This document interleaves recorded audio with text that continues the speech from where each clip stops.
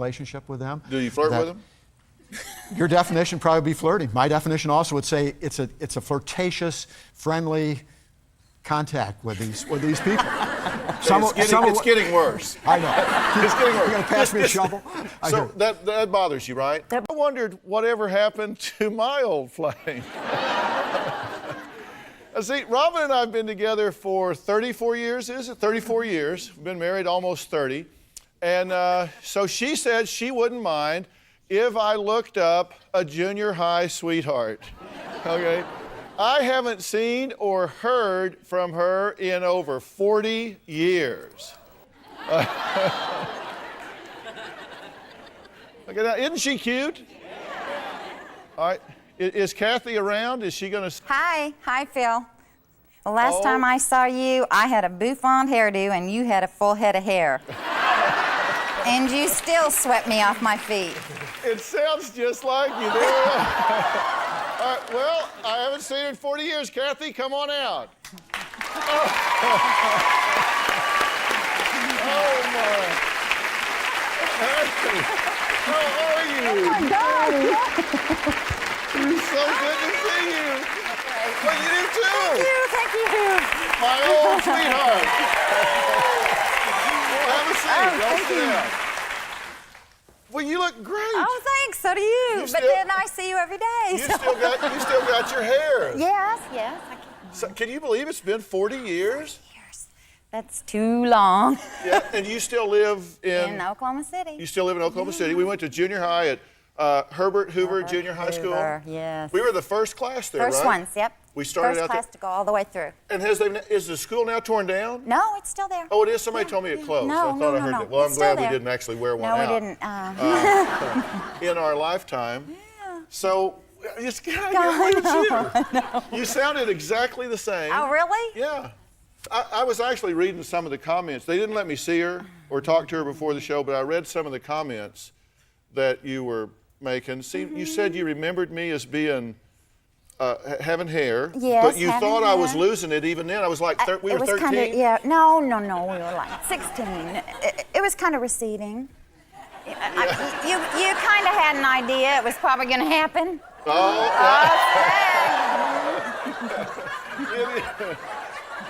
It is receding. I guess there is a bit of a clue there. So, when did we first become the first time an item? wasn't junior high, it was our sophomore year.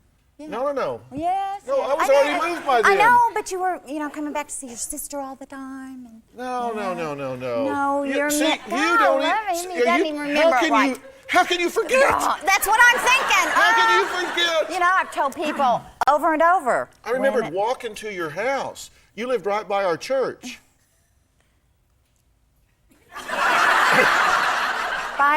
That wasn't you? Wait. And then all the way, off and on. I just saw you all the time. This is great. I mean, it's just great to see you. So you're married? I'm married. How long Have you been been 35 years this December. So about the 35 same. years. Yeah. And so... 2 boys. Yeah, and they're how old? Jason and Jamie. They are 30 and 32, and 2 grandsons. God, can you believe Cooper and that? Mac, I know. Oh. Then all of a sudden, it is 40 years. Yeah. Well, we got along pretty well, don't you think? We got along awesome. Yeah? We did. What sticks out in your memory? He was a great kisser, okay? But then, at that age, You met my wife, Robin, That was a long, long time ago, Robin.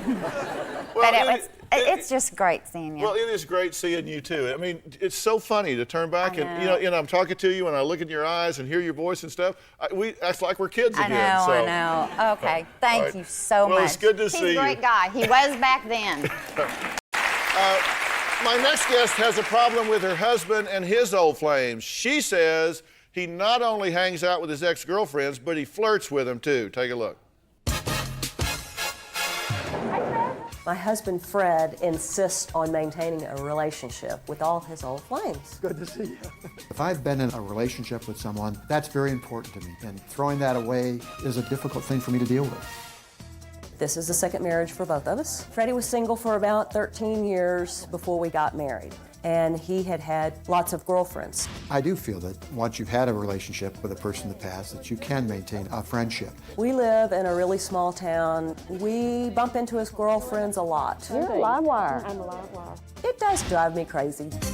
A lot of the women that I was involved with, they are here. It's almost unavoidable that you're going to encounter these people from your past. You know, Susan? Hi, I'm Susan. He's always excited to see them. Even though we're married, he really wants to continue on with these ex-girlfriends. Several women have wanted to go have coffee with him without me being there, and that's where I drew the line, because he's taken. There's not much I can do to erase the past, and saying I'm sorry just doesn't cut it. I put my foot down with him and said, either take them or take me. I really try to keep her number one, and that's why I'm married. I can see why you were very bothered by that, so I've just got to be more careful. I feel betrayed that he doesn't really understand where to draw the boundary. There's this line that I have to deal with, which is appropriate, which is not appropriate. I urge Susan to take a different look at this. Let's not be quite so rigid in our beliefs. And that's, of course, where she turns around and says, well, Dr. Phil will tell us. Is this right or is this wrong? Dr. Phil, am I crazy for expecting my husband to set some limits with his old flames? Do you think you're out of line here? Not at all. So you don't think it's unreasonable at all to say that he shouldn't have relationships with exes, but it's not just because you don't think he should know them or acknowledge them. You think he actually kind of flirts with them and doesn't handle it the way you'd want him to handle it. The problem comes in when they call and they want to have breakfast with him alone or go off with him. Yeah. Yeah. All right. Well, all right, we're going to take a break and come back and talk about this. And I'm going to ask the audience what they think. All right. Now, next, if Fred is happily married, then why does he think it's okay to grab a cup of coffee with an old girlfriend, especially when his wife isn't invited, and in fact has kind of been uninvited sometimes? We'll talk about that when we come back.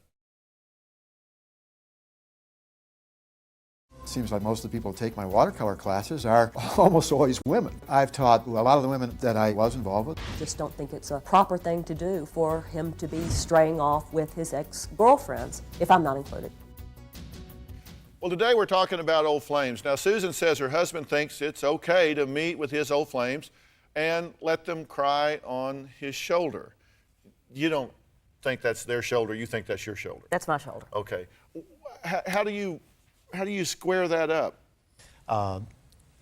There is a past which I experienced. I was single for 13, 15 years or so.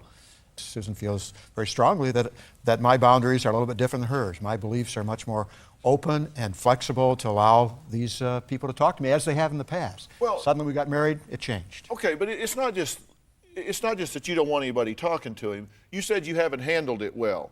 And the reason we're talking about this is because everybody deals with this. But you've also said that you do acknowledge that you have a trouble with boundaries. Now, I don't mean to suggest that you've gone out and had affairs or anything of the sort, but your words, you say, sometimes I don't keep the boundaries as clear as they should be. What do you mean by that? I'm not trying to have an affair. I just have you friends. don't think that, do you? No. My nature is to have caring relationships with all the people as much as I can in the past. I work as a watercolor instructor and I coach a lot of people and care for those. Most of the people who take my watercolor courses for whatever reason seem to be women. And I'm in a kind of a coaching mode, which means you develop this relationship with them. Do you flirt with them? Your definition would probably be flirting. My definition also would say it's a flirtatious, friendly contact with these people. It's getting worse. I know. It's getting worse. You're going to pass me a shovel? So that bothers you, right? That bothers me. Okay, and when we say boundaries, here's the deal. And you guys want to know what I think about this. Mm-hmm. One of the things you've said is that he's just inappropriate, but you don't mean in a sexual way or anything of that. And I keep saying it because I don't want to imply otherwise. But for example, you have gone and met with some of these old friends, old flames, prior relationships, and shared with them information about her and her life and her family.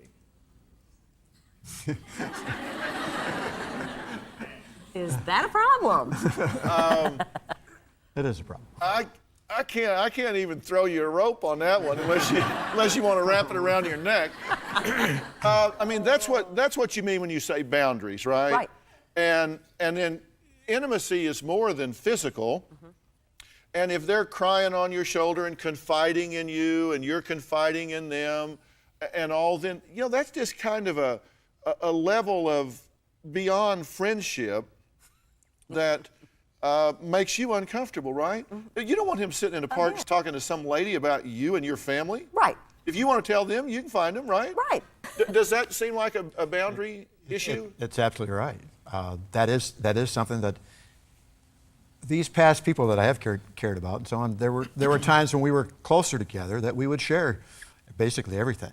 You know, I've always said that the best definition that I've ever found for flirting or inappropriateness or contact, whatever all the words you were trying to backpedal with,